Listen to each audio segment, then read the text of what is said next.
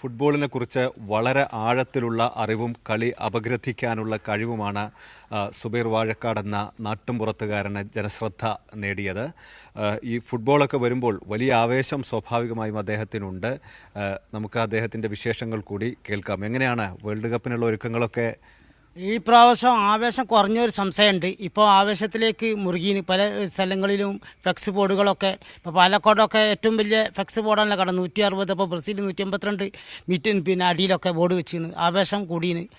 ഇപ്പം 40 പ്രത്യേകത എന്ന് പറഞ്ഞാൽ 48 രാഷ്ട്രം പങ്കെടുക്കാൻ പോണത്. 32 രാജ്യം. ഖത്തർ ലോകകപ്പ് അവസാനിച്ച് 48 രാഷ്ട്രമാണ് ലോകകപ്പ് ആദ്യമായിട്ട് പങ്കെടുക്കാൻ പോണത്. അമേരിക്ക, മെക്സിക്കോ, കനഡയിലാണ് 3 കോൺകാഫ് രാജ്യങ്ങളിലാണ് കളി നടക്കാൻ പോണത്. അമേരിക്കയിലായതുകൊണ്ട് അർദ്ധരാത്രി ആയിരിക്കും കളി. കുറഞ്ഞ കളികൾ 11 മണിക്കും 12 മണിക്കൊക്കെ ഉണ്ട്. 3, 3:30, 4:30, 5:30, 6:30ക്കൊക്കെയാണ് കളി കിട്ടുന്നത്. അവിടെ ഡിഫറൻസ് ഒരുപാട് മാറ്റമുണ്ട് ഇന്ത്യയായിട്ട്. നമ്മുടെ നാട്ടിൽ പൊതുവെ ഒരു ആവേശം കുറവുണ്ടോ? ഇല്ല, നമ്മൾ ആവേശം പറഞ്ഞാൽ ഇപ്പം ഇത് മുമ്പ് രാഷ്ട്രീയമായിട്ട് പോയിട്ടും അങ്ങനെയൊക്കെ ആയിട്ട് കുടുങ്ങിയതാണ്. ഇപ്പോൾ അതൊക്കെ കഴിഞ്ഞ് ആവേശത്തിൽ കടന്ന് ലോകകപ്പ് പറഞ്ഞാൽ 4 വർഷത്തിൽ ഒരിക്കലുള്ള ടൂർണമെൻറ്റാണ്. അപ്പോൾ എല്ലാവരും ആവേശം കൊടുക്കുമെന്നാണ് പ്രതീക്ഷ. കൊടുക്കുന്നുണ്ട്. ഇപ്പോൾ കേരളത്തിലൊക്കെ പല സ്ഥലങ്ങൾ ബോർഡുകളൊക്കെ കാണുന്നുണ്ട്. 4 വർഷത്തെ കളിയില്ല. അപ്പോൾ ആവേശം തീർച്ചയായിട്ടും വേണം. സുബൈർക്ക് എത്ര വയസ്സിൽ കളി കാണാൻ തുടങ്ങിയിട്ടുണ്ട്?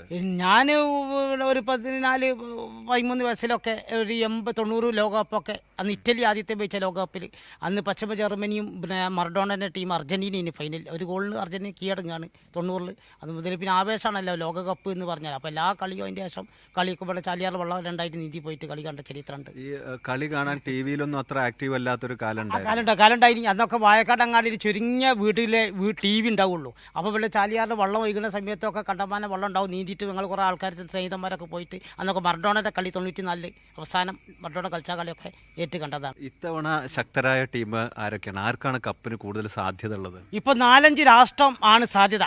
ഇപ്പോൾ 4-5 രാജ്യം ഇപ്പം പൂർണ്ണമായിട്ട് കളി തുടങ്ങിയില്ല. അപ്പം അങ്ങനെയല്ല നമുക്ക് പറയാൻ സാധിക്കൂ.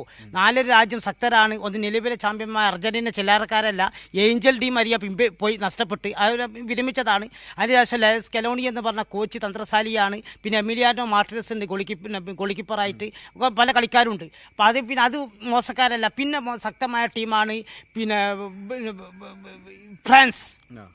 ഫ്രാൻസ് ദശാംശം കഴിഞ്ഞ പ്രാവശ്യത്തെ കോച്ച് തന്നെയാണ്. എംബാപ്പ അടക്കിയ ടീമാണ്. ദശാംശം ഉണ്ട്. ലോകത്തെ ഏറ്റവും വലിയ ശക്തമായ ടീമാണ് സ്പെയിൻ. ജമാലും വില്യംസും ആണ് ഫോർവേഡ്. ലൂയിസ് ഡെലഫോണ്ട എന്ന് പറഞ്ഞ കോച്ചാണ് ഒരു കോച്ച്. അപ്പോൾ ശക്തമായ ടീമാണ് സ്പെയിൻ. അതേമാതിരി ശക്തമായ ടീമാണ് പോർച്ചുഗീസ്. ക്രിസ്ത്യാനോ റൊണാൾഡോയുടെ അവസാന ലോകകപ്പാണ് ഇത്. മെസ്സിൻ്റെയും ക്രിസ്ത്യാനോ റൊണാൾഡോയും നെയ്മറിൻ്റെയും ലോകകപ്പ് അവസാനം ആയിരിക്കും. അതുകൊണ്ട് പോർച്ചുഗൽ യൂറോ കപ്പ് നേടിയ ടീമാണ്. പക്ഷേ വേൾഡ് കപ്പ് ഇതുവരെ ക്രിസ്ത്യാനോയുടെ നേടാൻ കഴിയില്ല. അതുകൊണ്ട് പോർച്ചുഗീസിനെ കരുതിയിരിക്കേണ്ടി വരും. എൻ്റെ അഭിപ്രായത്തിൽ ഇവർ ശക്തരാണ്. ബ്രിട്ടൻ.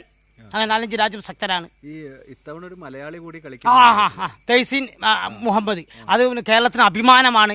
കാരണം ഖത്തർ ദേശീയ ടീമിന് വേണ്ടിയിട്ട് കളിക്കുന്നത്. തൈസീൻ കണ്ണൂരുകാരനാണല്ലോ. അപ്പോൾ കേരളത്തിലും ഇന്ത്യക്കും തന്നെ അഭിമാനമാണ് തൈസീന്. അപ്പോൾ നല്ല പോരാട്ടം കാഴ്ചവെക്കട്ടെ. ആ ഗ്രൂപ്പിൽ ഒന്ന് സ്വിറ്റ്സർലാൻഡാണ്. നമ്മൾ അർജന്റീന വിട്ട് ഖത്തറിനെ പിടിക്കേണ്ടി വരുമോ? അതില്ല. അത് ഖത്തർ ഒരു മലയാളി കളിക്കുന്നുണ്ട്. നമുക്ക് അഭിമാനം എന്ന് മാത്രമേ ഉള്ളൂ. നമ്മൾ അർജന്റീന ആരാധന. അർജന്റീന ഒരു ഖത്തർ ടീം നമ്മൾ ഏഷ്യൻ രാജ്യം കൂടിയാണ്. വട്ടുപിടിക്കുക. ഈ തഹസീൻ കളിക്കുന്ന ടീമിൽ ശക്തമായ ടീമാണ്. ഒന്ന് യൂറോപ്പിൽ നിന്ന് വരുന്ന സ്വിറ്റ്സർലാൻഡാണ്. ഒന്ന് ഇറ്റലിനെ പരാജയപ്പെടുത്തി യോഗ്യത നേടിയ ബോസ്നിയയാണ്.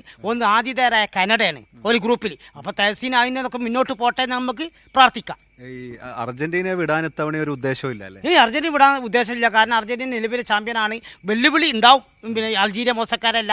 എന്നാലും മറി കടന്നിട്ട് അർജന്റീന മുന്നേറുമെന്നാണ് പ്രതീക്ഷ. കാരണം ലെൻസ് കെലോണി തന്ത്രമായ കോച്ചിയാണ്. അതുകൊണ്ട് മാർട്ടിനസ്, ആൽവാരസ്, റൊമോറോ ഒക്കെ ഉണ്ട്. ഡീപോളൊക്കെ ഉള്ള ടീമാണ്. ശക്തമായ ടീമാണ്.